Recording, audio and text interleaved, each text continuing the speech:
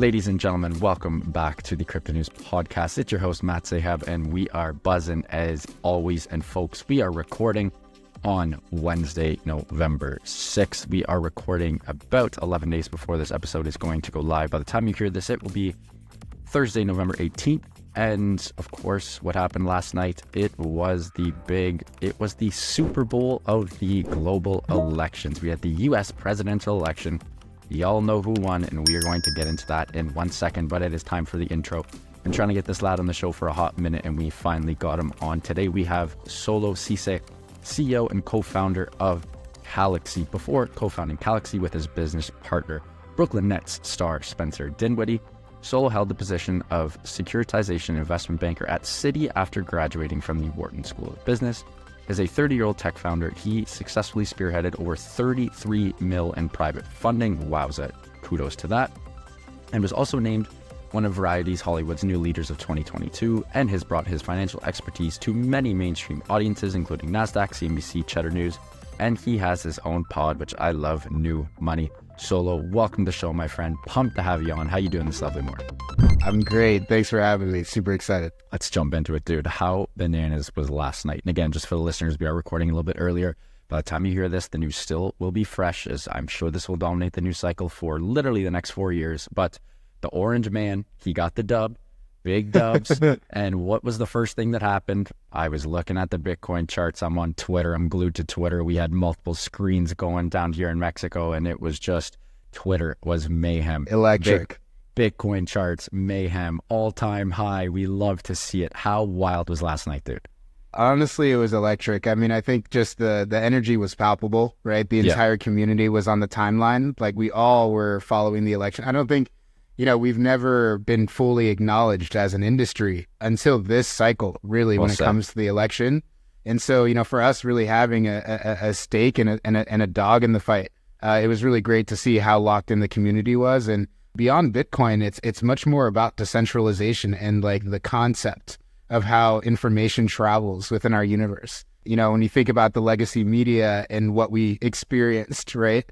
We saw what could be the biggest shift and catalyst, not only for Bitcoin's price, but for a completely new ideology of how we do things and how information can travel and how we keep people and sources accountable due to misinformation with the, crazy times we live in. Very well said there. What a way to kick it off. It is pretty wild, and I'm sure your feed is probably pretty similar to mine. I do have some left-leaning people on my feed, but it's mostly right-leaning people just because of the nature of the industry that you and I are in. But to see Polymarket literally have, Trump so far ahead, so early on in the race, and then to see sort of, and again, obviously we're in an echo chamber on Twitter, but like, just fortifying your point, I think we're finally seeing that sort of shift away from the mainstream media, absolute purebred bullshit nonsense, and over to the whole decentralized. Let's actually give the average Joe and Josephine like you and I a voice. Let's put it all together in one sort of non-echo chamber and allow the actual real news to get through. It was sort of a powerful shift that I don't think I've ever seen before, and I feel like you and I are in the same boat there. Yeah, man, it's interesting you say that, because I don't think we're appreciating it enough. I think in 10, 20 years, we're going to look back and really think about what's happening. But when you think about going back to 2021 or 2020 and the Reddit traders, right? Like the degen audience and really the power that the community has. What Polymarket is it's the decentralized infrastructure that allows us to truly get a sense of what people are feeling. And no indicator is better than something like money or financial resources, right? But up until now, because we didn't have things like robust betting markets, even like beyond the blockchain, the idea of sports betting and the idea of betting on odds is really the way for us to get the whole idea of what the collective is feeling versus this reality that we've lived in for the last 50 years where, it was the media that really controlled what we think. It was a very select group of people who had a control over what we would digest and what we would ultimately think and feel. And I think this election and, one of the biggest, if not the biggest value proposition of our industry is really getting at exactly that. And so I think this is just, the doors are open for so much more growth and opportunity for our industry just because of what we saw. It's not even about the outcome. Really, obviously, it's great that, 100%. It's great that, the Bitcoin price is reacting to Trump's, election, but it really just heightens the importance for decentralization and how important it really is for us to have, provenance to the source of information, and so that we could, trust the information that we get in this day and age. Well said, dude. Again, it's gonna be a wild 4 years. Even just going for a walk on the beach this morning, which I like to do while here in Mexico, literally overheard multiple conversations, usually from, I don't want to, generalize here, but a couple older couples, American couples, and just hearing how rattled they were. Like they were pretty pissed that I'm just walking by sort of chuckling, nothing I can do. I'm Canadian. I barely have a dog in this fight, but it's going to be an absolute bananas 4 years, and hopefully for the better. Also, side note, I can't wait to see Musk come in and literally rip apart the government and make it lean as hell. That's going to be wild. We have, just because of how difficult they've made it for our industry, right? Like, you got a lot of talented people building in this industry. So many great businesses that were pushed out of the States because of, the failure to regulate properly, the failure to incentivize. Beyond regulation, we need to incentivize. Like, 100%. We can't lose the Bitcoin battle. And right? I've like, been, that makes no sense. You're bang on. And again, I've zero dog in this fight. I'm Canadian. I obviously cannot vote, but I've seen it happen solo. I have incredibly smart friends who have gone on to found companies, and what do? They get the hell out of Canada. Because there's zero regulatory framework. Well, there is regulatory framework, but it's anti-entrepreneurialism. Taxes are incredibly high. There's bullshit, laws and regulations on everything. And where do they go? They go to the States. So it's like, we have seen all the talent and the hundreds of billions of dollars of lost, not GDP, but just actual revenue into the country. Economic value. Exactly. Yeah, absolutely. So we've seen it firsthand. But look, let's jump into Calaxy. And this great little start to the show here. Before we get into the nitty gritty, you got to tell us about how this whole thing happened. How I don't know if you are boys with Spencer before this whole thing. Yeah. But something that's really needed, again, just sort of democratizing the internet, the benefits that you guys have in regards to decentralization, giving users control of their data. Like, again, we're finally starting to see this, and you guys are, one of the leaders in spearheading this. So I'd love if you could start by telling us the founding story of Calaxy, and then sort of segue that into the elevator pitch, and then we'll get into some nitty gritty stuff. Yeah, for sure. Calaxy's been our passion project for some years now. I was just talking to a group of my friends, but going on 5 years that we've been doing this for the longest time, and so it's been a journey to say the least. But Spencer, he's a good friend.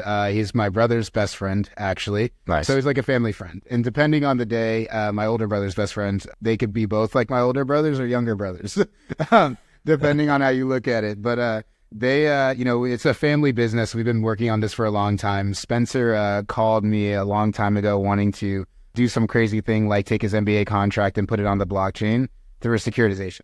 That's wild. And I was a Securitization Investment Banker back at the time. And so my brother called me and he was like, yeah, Spence is crazy. Because back then, Spence was always, Spencer was the crypto guy back in 2017. Like, he's been, before we had like Mother and Iggy Azalea, like Spencer was plugging crypto, but it wasn't cool. 100%. And so like he's earned his battle stripes. But, he came to us with that idea. He was very forward thinking, and we worked on that. We were able to securitize his contract to become the first NBA player to tokenize himself. And that really kicked off the journey of really thinking about the concept of personal monetization and how we can use the new highway of technology that is blockchain and decentralized technologies to transmit value better. And then we saw an even bigger opportunity to, tokenize the entirety of the creator economy. So you saw the rise of Cameo, Patreon, OnlyFans, all these creator-centric marketplaces. What better marketplace or what better product for a marketplace than a crypto wallet that allows you to easily transmit value back and forth without an intermediary whatsoever? And so that's kind of what our project evolved into. And so we launched late last year, and, we're super excited. We, made some waves in the space, had some great coverage, had a highlight of going on CNBC and sending 500 USDC as easy as a text in like a Venmo-like fashion with Spencer late last year, which was, amazing. And so we're really trying to, really instill and challenge the community, all the people that are so excited about decentralized technologies. We're still talking about them on Web2 platforms. Like, it's about time we start migrating to them. And, our hypothesis is that the user experience is really going to be what drives people over there. And so we've been really working on refining that, and we're really proud of where we've gotten it, and excited for the launch ahead. That's incredible, man. kudos. And again, congrats on the big raise too. I know that that definitely isn't easy, especially for something as ballsy as you guys are doing.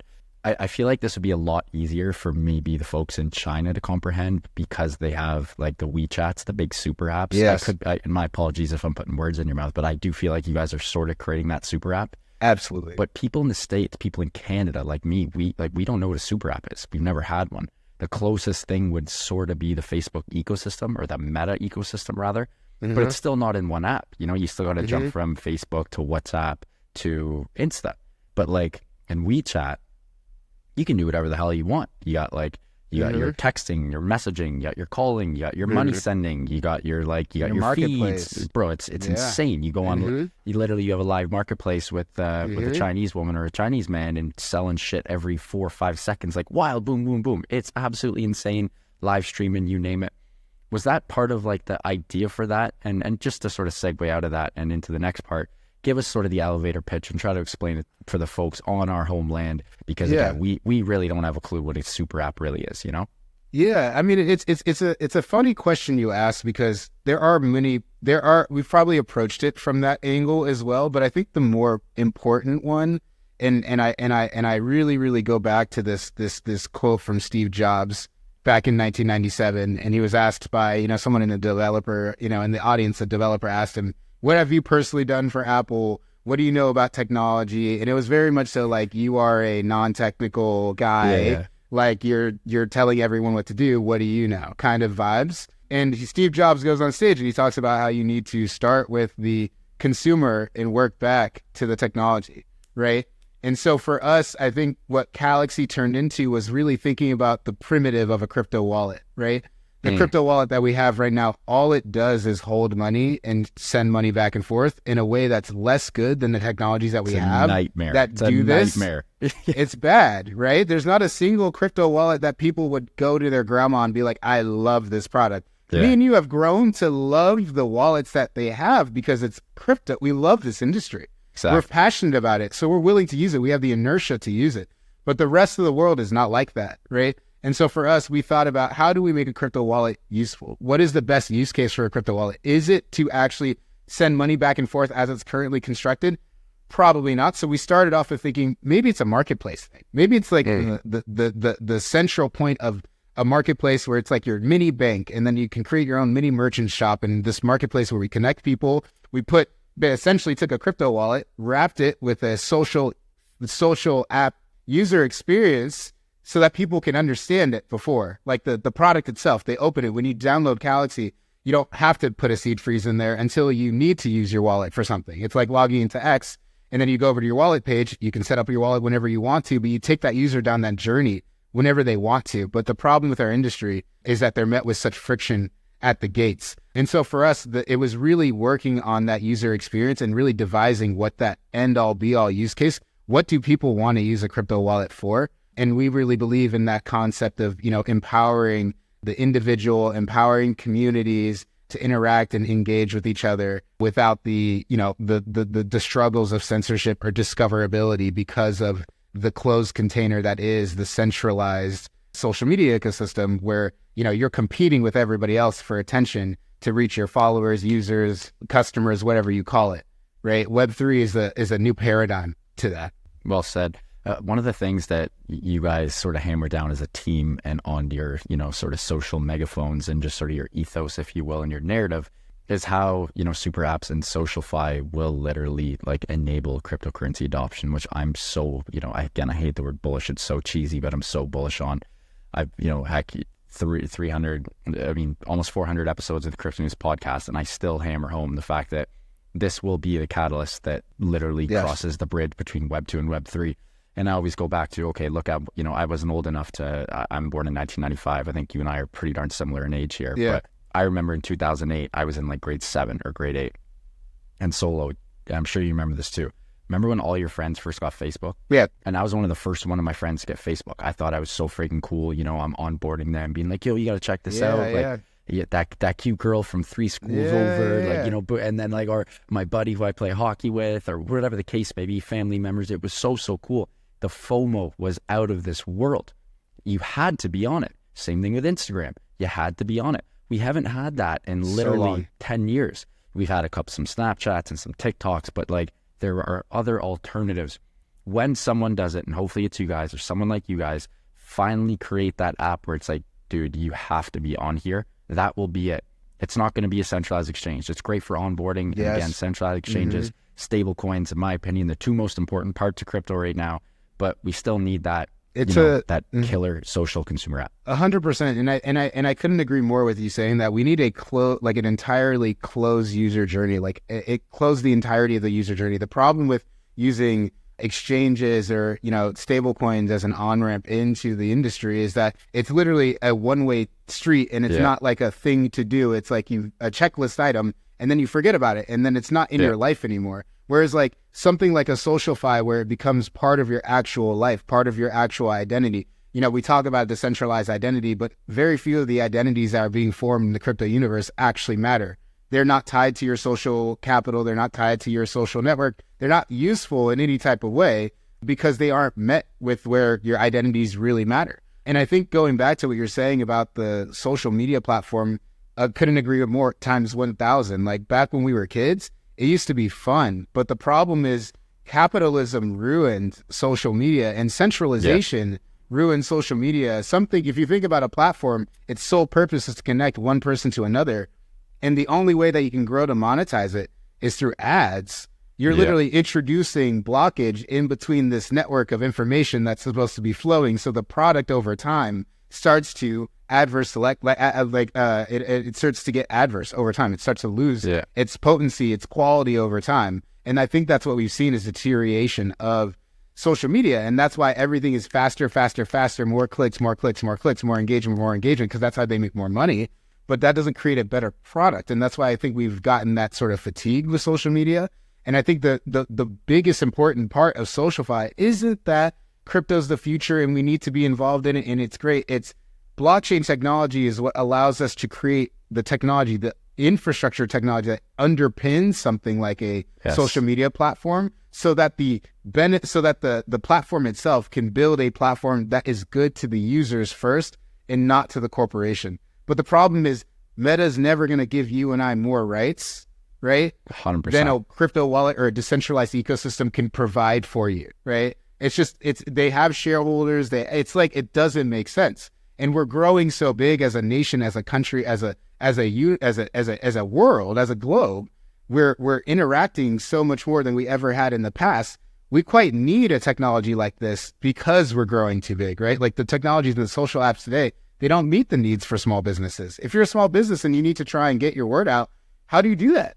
Yes. We need an update to the comms. Like we need an update on telecommunications. Like we need innovation there. And I think blockchain is the technology that underpins that upgrade. You get what I'm saying? 100%, man. 100%. It's, again, we still got a long ways to go, but there's just so much funding in Web3. There's so many incredible teams that I feel like are still going after the same sort of problem. It's like I would love if the hundreds of billions of dollars that have been given for DeFi projects and things like that, like imagine if those teams were, and again, I'm not saying like, oh, they should all be competing against you guys and Calaxy, but it's like that would just mean we have a more surface area of luck to do and to achieve that end goal, which is literally like making Web3 go mainstream. But 100%. Again, c'est la vie. We do need to take a quick break, and you're on a roll here, my friend. When we get back, we're going to keep buzzing on everything SocialFi related, and we are going to get right into Calaxy and talk about some of the incredible integrations that you guys have and the benefits of decentralization and how you guys give users control over data, privacy, the whole 9 yards.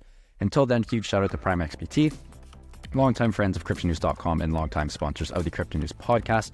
We love the team at Prime XBT as they offer a robust trading system for both beginners and professional traders. It doesn't matter if you're a rookie or a vet, you can easily design and customize your layouts and widgets to best fit your trading style. Prime XBT is also running an exclusive promo for listeners of the Crypto News podcast. You can use the promo code CryptoNews50. That is CryptoNews50, all one word, to receive 50% of your deposit credited to your trading account. Again, that is CryptoNews50, all one word, to receive 50% of your deposit credited to your trading account. Now back to the show with Solo. Let's jump right back into it here.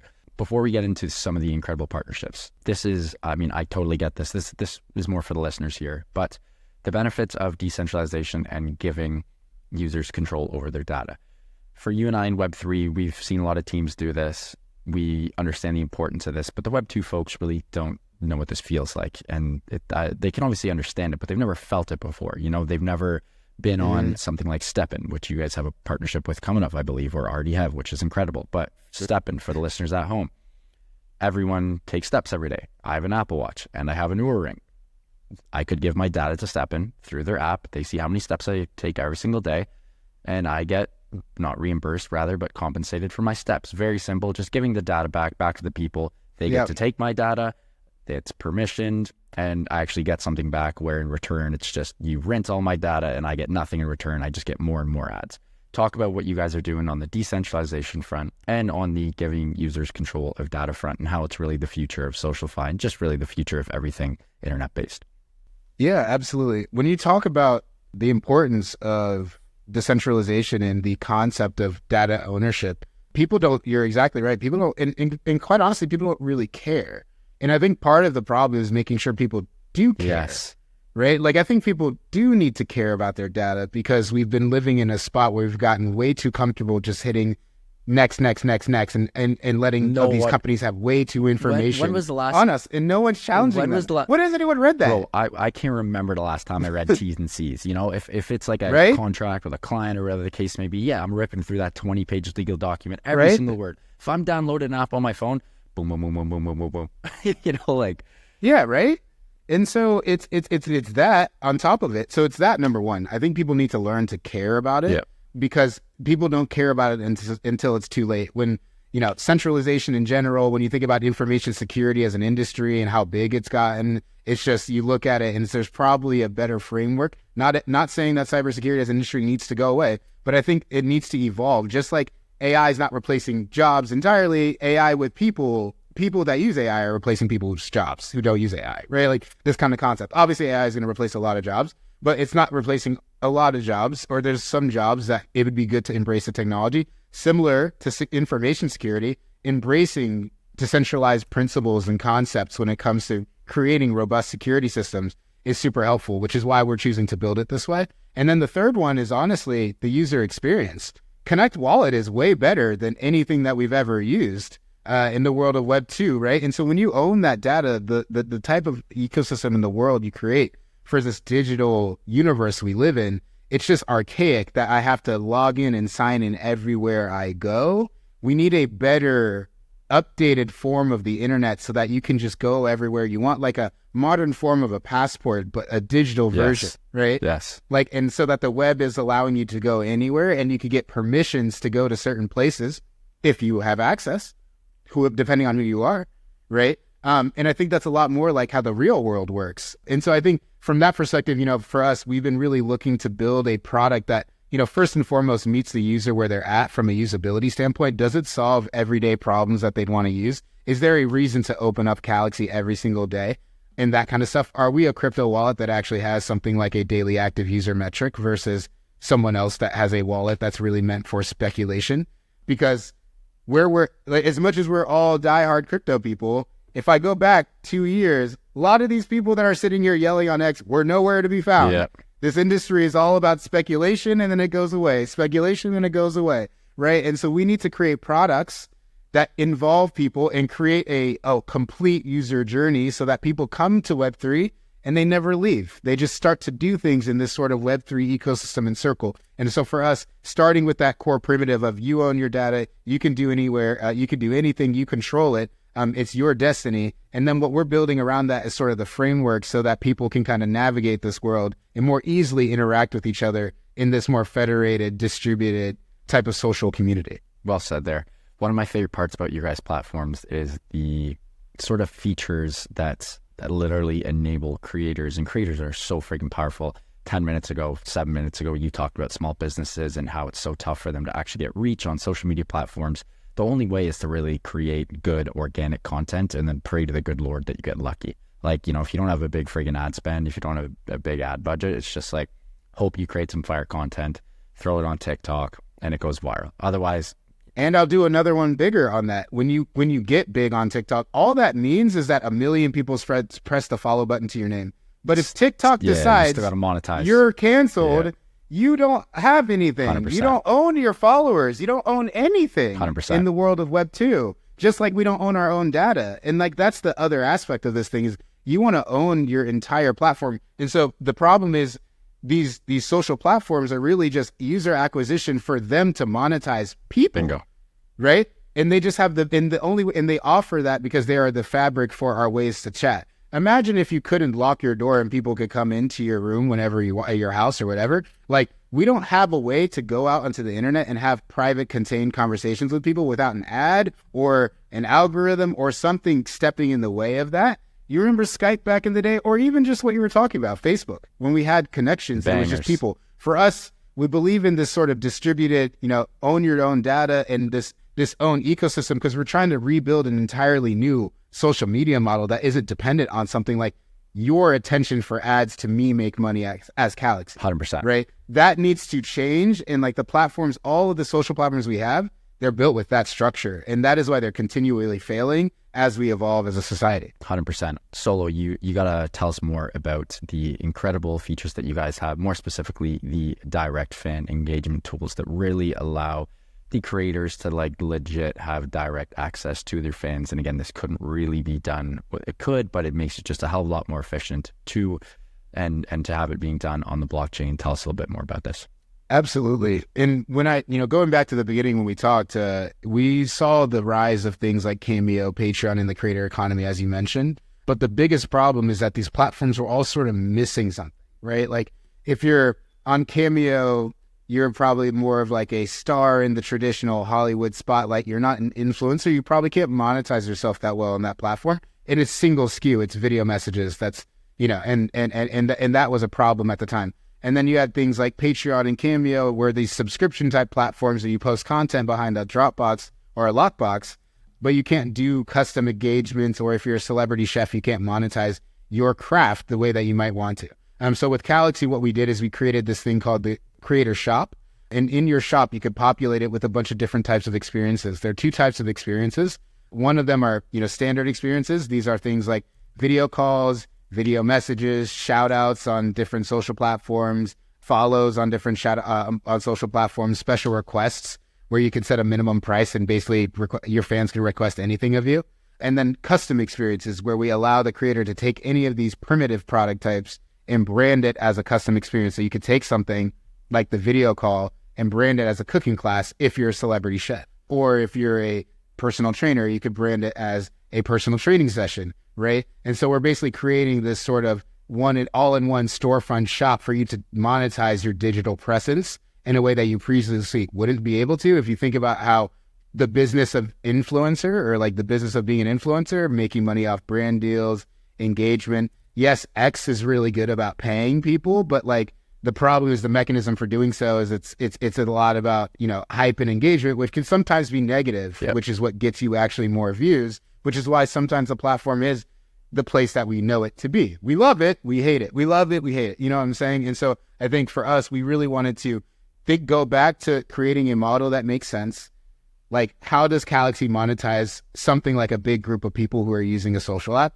We think a marketplace where we take a little bit of a commission on enabling people and allowing people to rent this type of software to start productizing and selling themselves is a much more equitable and fair model versus everything you guys create, we own, and we'll pay you what we think you're worth, right? Like that's just it's a different way of building a monetization engine for something like a social platform. Well said.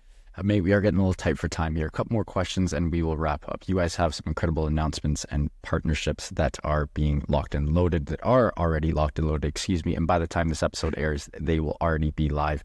You got to tell us about them, especially the integration with one of my favorite coins and ecosystems, and that is Salami. I love Solana. You guys made it happen. Tell us about it. Yeah, so we're a proud crypto wallet. We're excited to be expanding our network support. So we're going to be adding support for the Solana ecosystem. Super excited. The best way to think about Calaxy from a product experience is a non-custodial crypto wallet with a social experience wrapped around it. Very simple. And that non-custodial crypto wallet now supports Solana assets. We're super excited about it. And around that, in that social app environment, there are things like token-gated communities that you can discover that use that wallet that you have, so you can access things if you have assets and you're wallet as a credential. It could be an NFT gated community. So if you have an NFT project that you love in Solana, or you're a Solana builder, you can now use this tool as a way to create your own online community. We liken it a lot to a Telegram or a GroupMe. Really is probably better, because Telegram just a chat. We are a whole app with that as well. And so the next thing that I'll be hinting is that part of this integration welcomes the introduction of a feature called Worlds, which will allow people to create their own federated communities within the Calaxyverse, much like a Reddit. But the beauty of our platform is that we're actually a web app. And so when you go to Calaxy.com, you bookmark it, save it to home screen, that funny, nifty way to save a web app. We basically extended that to every single federated community in the app, so that basically each app is its own installable PWA as well. And so there's a world where people are, and PWA stands for Progressive Web App. So there's a world where people that, are using this federated model, if you're a meme coin, if you're an influencer, so if you're, WIF, if you are Spencer Dinwiddie, if you are your friends that are, holding a local concert and have artists and you're selling tickets for that, you can basically use this as your way to interact with your community at scale and sort of monetize it in the way that you'd want to. So we're super excited about extending that feature set to the robust community that is the Solana ecosystem. Incredible, man. I absolutely love that. Any other areas of crypto, anything non-Calaxy related, non-SocialFi, non-democratizing the internet related, anything else getting you going at the moment? Honestly, at my point, I'm excited for 2025. Like, I know a lot of people, this election has been really, really brutal, I think. Yes. Like, in terms of it, I think, it's tough because we've been building for a long period of time and we hadn't really had clarity. I think it's about time that we have, depending on your political views and all that stuff, I think one thing that we can all agree upon is that America has always been the number one superpower when it comes to emerging technologies and opportunity, and we can't fall behind. And I think yesterday was a step in the right direction to enable at least, the exploration of these technologies. So I'm excited to see how the regulatory frameworks unfold. And, I'm excited to see what the unknown looks like. NFTs came out of nowhere, right? In 2021, I think 2025 is going to be great. So hopefully they make a comeback and a whole new thing. That's great. And maybe Calaxy too. Love it. What an episode. Solo, really appreciate you coming on, my man. Before you let us go, can you please let our listeners know where they can find you personally and, of course, Calaxy online and on socials? Yeah, to download Calaxy, go to Calaxy.com, www.calaxy.com. Save us down the home screen, join in, you can find me there. Find me on X at Ceesay. Find me on Instagram at solo.ceesay. I don't think people here use Instagram anymore, but super excited to have been here with you today. I appreciate the time. Excited for 2025. Folks, what an episode with Solo Ceesay, co-founder and CEO of the one and only Calaxy. What an episode. He was on fire, dropping bombs left, right, and center. We discussed the future of decentralized media, the rise of super apps, democratizing the internet, everything Calaxy related, decentralized identity, the election, poly market, you name it, we touched it. And of course, the creator economy. Huge shout out to Solo and the team for making this happen. If you guys enjoyed this one, I hope you did. Please do subscribe. It would mean the world to my team and I. Speaking of the team, love you guys. Thank you so much for everything. Would not be here without you. And back to the listeners, keep on growing those bags. Bitcoin all-time high. And of course, touch some grass and keep on staying healthy, wealthy, and happy. Love you guys, and we'll see you on the next one. Ciao.